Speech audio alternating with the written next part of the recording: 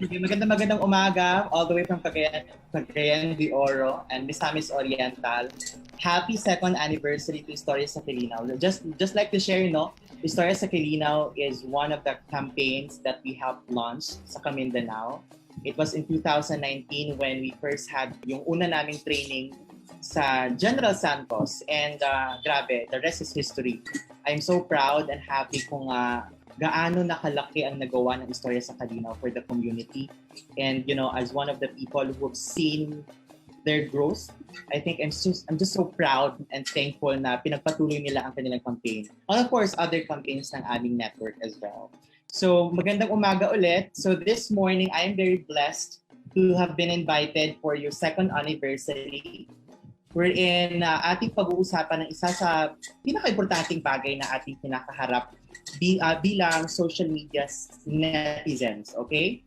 So it's about something that is very timely and more importantly, isang bagay na dapat nating i-apply sa ating buhay or sa ating pagiging social media netizens. And I'd like to call my presentation or my sharing as this one. Social media, heart reacts only, please. Why? Because we'll talk about the heart as we use social media. Pag-uusapan natin, gaano ka-importante ang maibahagi natin ang ating mga puso on social media. Puso, ibig sabihin, it's not something na, like literally, you really have to show your heart, but it's figuratively that we can really do something to make the social media landscape the ideal one. And that one of the ways that we can be part of that is to show heart. Okay? So bago natin simulan yung ating pag-uusapan this morning, I'd like to establish first na every day, we are part of what we call the communication process.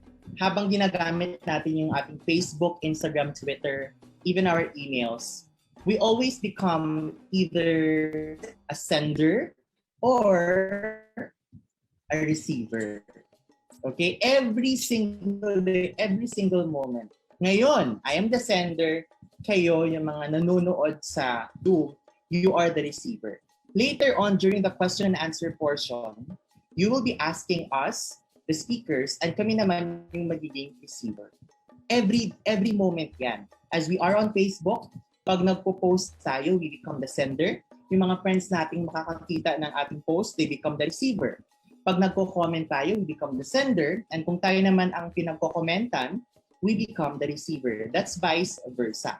However, yung nangyayari on social media, ganito. There is what we call the sender-centricism. Ano yung ibig sabihin ng sender-centricism? Or ano yung ibig sabihin ng pagiging sender-centric? In this type of communication process or in this type of setup, tayo, yung iniisip lang natin is yung mga sarili natin. Hindi na natin iniisip yung iba who are also using the same social media platforms na ating ginagamit.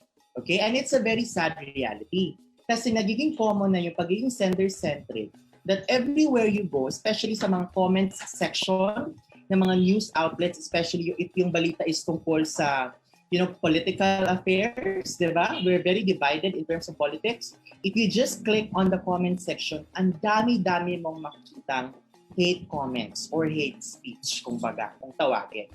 Why? That's an example or that's a clear manifestation of sender-centricism. Hindi na natin iniisip kung ano yung mararamdaman ng iba, basta ma-comment lang natin yung gusto natin sabihin, basta masabi lang natin yung gusto natin iparating. At nakakalungkot po iyon. And I hope na hindi tayo ganoon, okay? And if ever that we are or somehow in the past naging ganito tayo, hopefully hindi na natin ito mauulit. Okay? So papaano natin na maiiwasan yung pagiging sender-centricism? Merong tinatawag na, non-violent communication. Yung non-violent communication, very simple kung itong intindihin, no? From the term itself, non-violent, ibig sabihin, hindi nakaka-harm. Diba? It's non-violent communication. So it's actually by Jonesberg, and he's a PhD, no? And he postulated or he first conceptualized the concept of NVC or non-violent communication. Ano nga ba ito?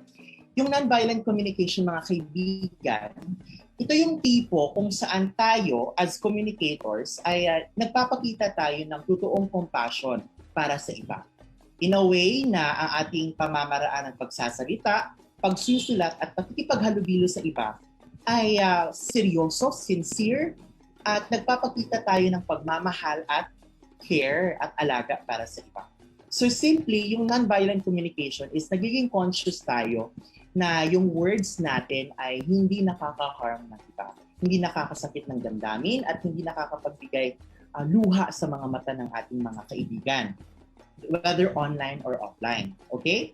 So, why do we need to practice non-violent communication? It is because it's about showing and sharing the heart online and even offline. So, ibig sabihin, once we talk about non-violent communication, we are conscious that we do not hurt others. And pag conscious tayo na hindi tayo nakakasakit ng damdamin ng iba, that means that we are bringing our heart into the online spaces. Di ba tayo mismo, I'm sure na hindi natin gustong masaktan, di ba? Unless kung sa iba dyan na gusto masaktan, di ba? I'm sure most of us, ayaw nating masaktan. Yung iba nga ayaw mag-boyfriend, mag-girlfriend kasi takot masaktan. Di ba? I'm sure in the same way online, ayaw nating masaktan, kaya wag din natin gawin yung mga bagay na maaring makakasakit sa iba. So, practice non-violent communication. Why?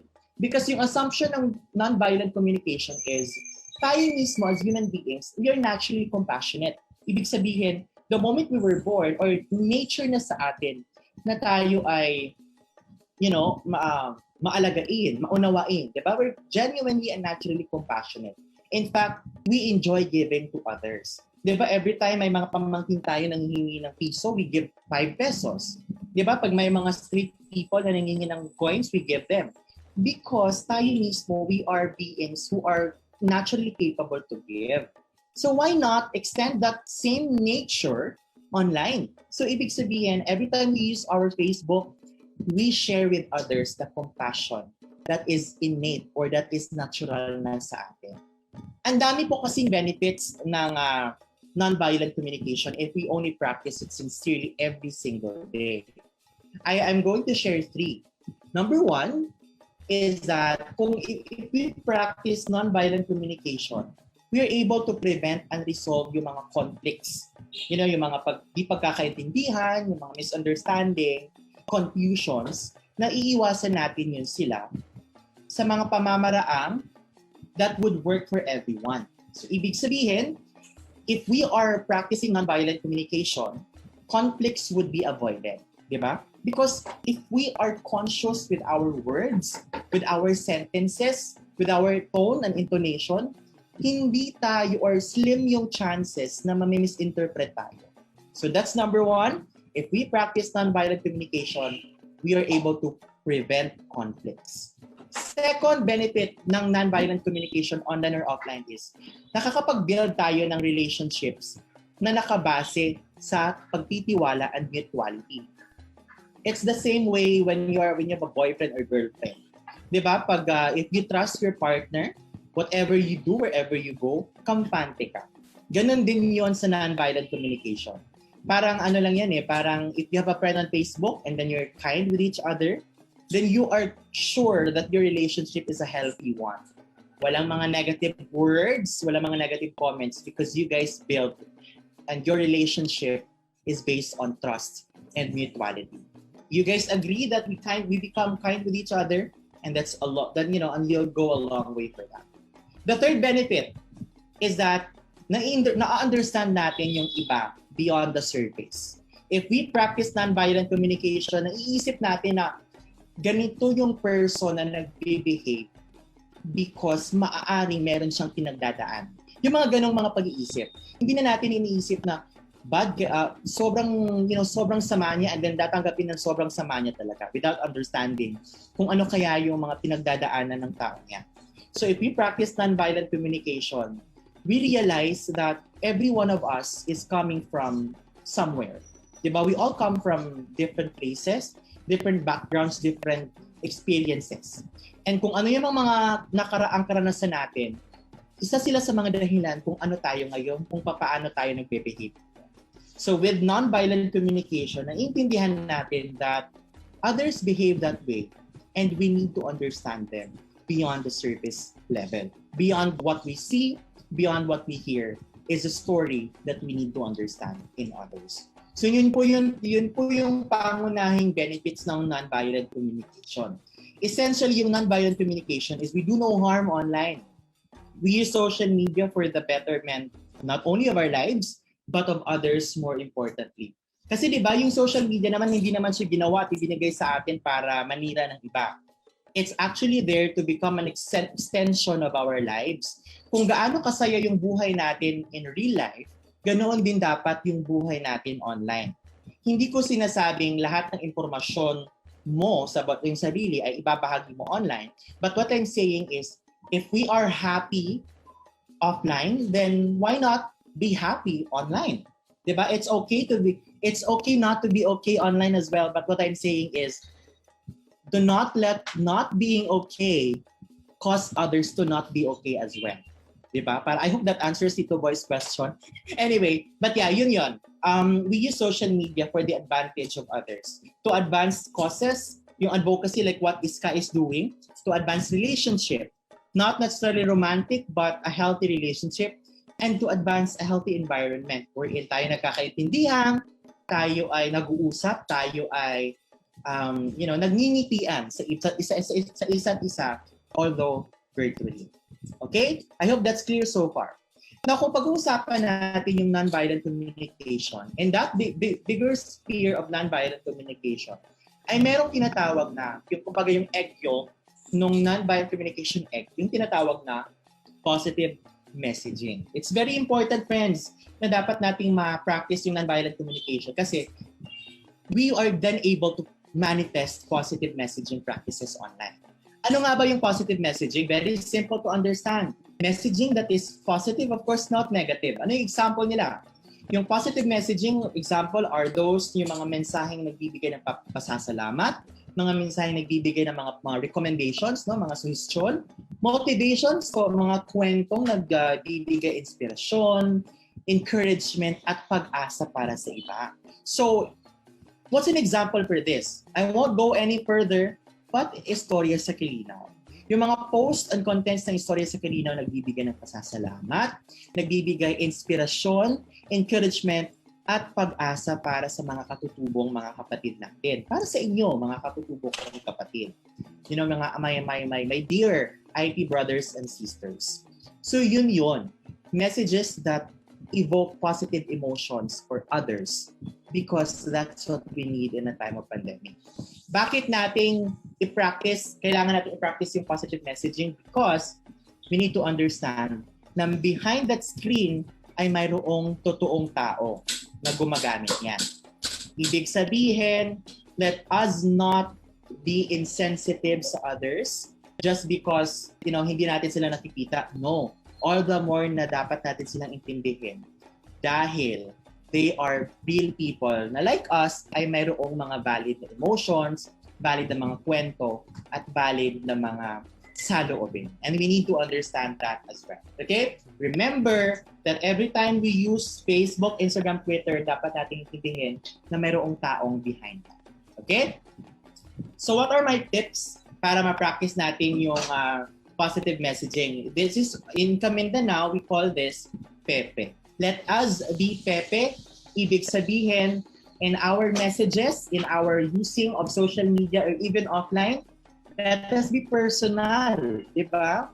Let's call others first name basis. That's a good example. Let us make sure that our messages are really direct to them. Hindi tayo robot kung sabihin. Let us be encouraging. Instead of telling them na wag mo nang gawin yan kasi magpipil ka naman, di ba? Why not sabihin mo, just give it a try. Who knows, di ba? You will never know if you try. I currently embarked on an experience na parang it's a completely new thing for me, pero my friends were encouraging me that I should try. So it's a very good thing as well. If I felt the same way, then let's have our friends feel the same way too. And it starts with us. Let's be personal, encouraging, passionate, diba? Meaning to say, wag tayong maging insensitive, wag tayong maging wala akong pakialam sa'yo, di ba? Let's be passionate in really connecting with others, in really relating with them, that we are passionate and sensitive sa kanilang mga pangangailangan. Now last E is empowering. What does it mean to be empowering? It means that we need to show empathy, diba? We need to show words that tell them that they can do something, that they're capable of becoming someone whoever they want. So let us be Pepe. Another tip that I want to give you is this one. Every time we are on social media, I'm almost done, we respond. Never ever react. Ano ibig sabihin? Merong dalawang pagkakaiba or merong pagkakaiba yung respond and react. Yung react kasi, kung binato ka ng bato, batuhin mo rin ng bato. Yan yung react. But responding is kung binato ka ng bato, batuhin mo ng tinapay. Responding is not attacking someone personally, but responding according to what is being talked about. Kasi yung nangyayari, yung nagiging common on social media, especially in political arguments, ina-attack na natin yung person. Pangit mo. Di ba yung pinag-uusapan nyo naman, hindi naman about physical appearance, di ba? That's a very sad reality and I hope huwag na natin gawin yun or hindi natin nagawa yun at hindi natin gagawin yun. Respond, never react. And another one is empathize. Let's empathize with others. Empathy on social media means extending our help, extending messages that might provide comfort and relief for others. If our friend is posting yung mga words, yung mga posts that seem hopeless, why not chat them? No, are you okay? What is going on? No, there's nothing wrong with that, di ba? Let's show empathy. Huwag tayong mag-comment na kung basta-basta lang. We think it's funny pero hindi naman pala nakakatawa sa iba, di ba? Let's show empathy, sensitivity, and care. Genuine care para sa ating mga kaibigan online and even offline. Because positive messaging positively affects the self. If we practice positive messaging, if we know that we're able to help others become and feel better, we feel good sa ating mga sarili. And if we do that, our family and friends are impacted or affected with the kind of energy na ating nararamdaman. If we feel good about ourselves, our friends and family would notice that and eventually we influence them to feel good about themselves as well and to practice positive messaging. And if that's the case, the entire community, whether online or offline, feels positive as well. Positive messaging and non-violent communication as a whole follows a very simple equation. We understand first na merong pangangailangan na maging positibo online and offline kasi ang dami nang nangyayaring negatibo sa mundo. And what's important is hindi lang natin isipin na meron tayong dapat gawin, but isabuhay at gawin talaga natin yung ano yung nararapat natin gawin. Hindi naman kailangang gumawa ka ng isang malaking social media campaign para mag-practice yung positive messaging. It's as simple as posting contents that provide inspiration, courage, and empowerment para sa ating mga kaibigan online and offline. So what is my parting message? What's my last point? This one.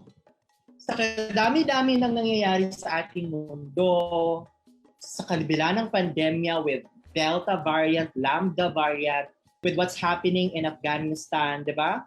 With many people refusing to get vaccinated, with many people dying to COVID-19, and with wars and rumors of war, whether digitally or physically, let's use social media to make it more bearable. Ibig sabihin, let's not add to the problem. Let's become the solution. I know cliche na itong isipin, paulit-ulit na nating naririnig, but friends, mind you, I tell you, napakalaking bagay if we start something with ourselves. And that is by being part of the solution and never become part of the problem. So muli po, remember, every time you use social media, heart reacts only, please. Maraming salamat po for joining me this morning or for listening to me this morning. If meron kayo natutunan, so I'll now turn you over back to our host. Thank you.